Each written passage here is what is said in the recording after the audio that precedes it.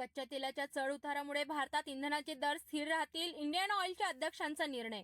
with the support of the government, and in future also we will continue to do that. पंतप्रधान मोदी आणि त्यांच्या मंत्रिमंडळातील सहकाऱ्यांनी संविधान सदनमध्ये नेताजी सुभाषचंद्र बोस यांना वाहिली श्रद्धांजली. विकसित भारतासाठी आपल्याला एकत्र राहायचे आहे. नेताजी सुभाषचंद्र बोस यांच्या जयंतीनिमित्त पीएम मोदींचे मनोगत. यही एकजुटता आज विकसित भारत के लिए भी बहुत बड़ी सीख है. प्रजासत्ताक दिनाच्या फुल ड्रेस रिहर्सल दरम्यान आयएएफच्या फ्लाय पासने प्रेक्षक मंत्रमुग्ध झाले. त्याचबरोबर परेडची फुल ड्रेस रिहर्सल आज दिल्लीतील कर्तव्य पथ येथे पार पडली. नॅशनल कॉन्फरन्सचे नेते फारुख अब्दुल्ला यांच्या वक्तव्यावर भाजप नेते राजीव चंद्रशेखर म्हणतात की हा मुद्दा बांगलादेश किंवा इतर कोणत्याही राष्ट्राचा नाही, तो या देशात तुष्टीकरणाच्या राजकारणाद्वारे परवानगी दिलेला अवैध स्थलांतरणाचा आहे. पुढील 5 वर्षात आमची सर्वोच्च प्राथमिकता दिल्लीतील बेरोजगारी दूर करणे असेल. माझी टीम रोजगाराच्या संधी कशा निर्माण करायच्या याबद्दल एक उपाययोजना करणार. आपचे नेते केजरीवाल यांची ग्वाही. मेरी सबसे टॉप प्रायोरिटी अगले 5 साल में होगी बेरोजगारी को दिल्ली से दूर करना.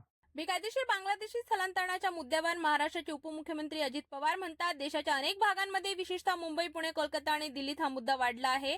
आम्ही अशा लोकांना शोधून काढण्यास सुरुवात केली आहे. सैफ अली मधील आरोपी अली खान प्रकरण देखील बांगलादेशी आहे. माझी त्यांना विनंती आहे की केवळ माध्यमांसमोर बोलण्यापेक्षा त्यांनी राजनाथ सिंग यांना भेटून विनंती करावी. संरक्षण दलात आणि सीमा सुरक्षा दलात लोकांची भरती करावी आणि आपले सीमा सुरक्षा अधिक मजबूत करावी, जेणेकरून बाहेरून येणारे लोक कमी होतील.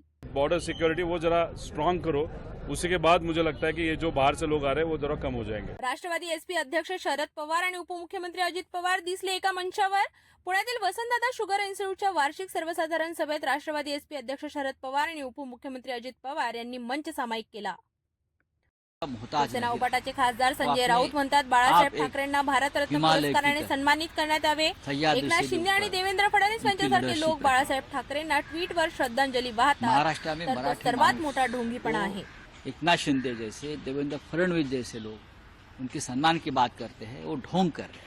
मुंबईतील लीलावती हॉस्पिटल अँड रिसर्च सेंटरने आयोजित केला लीलावती इनिशिएटिव्ह कार्यक्रम. महाराष्ट्राचे मुख्यमंत्री देवेंद्र फडणवीस यांनी दाओसमधून व्हिडिओ कॉन्फरन्सिंगद्वारे साधला सगळ्यांशी संवाद. ते म्हणाले, वर्ल्ड इकॉनॉमिक फोरममुळे केवळ आरोग्य सेवा क्षेत्रात एक नवीन प्रवास सुरू झाला आहे. मी या महत्त्वाच्या प्रसंगाचा भाग बनू शकत नाही, परंतु माझ्या शुभेच्छा नेहमी सगळ्यांसोबत आहेत.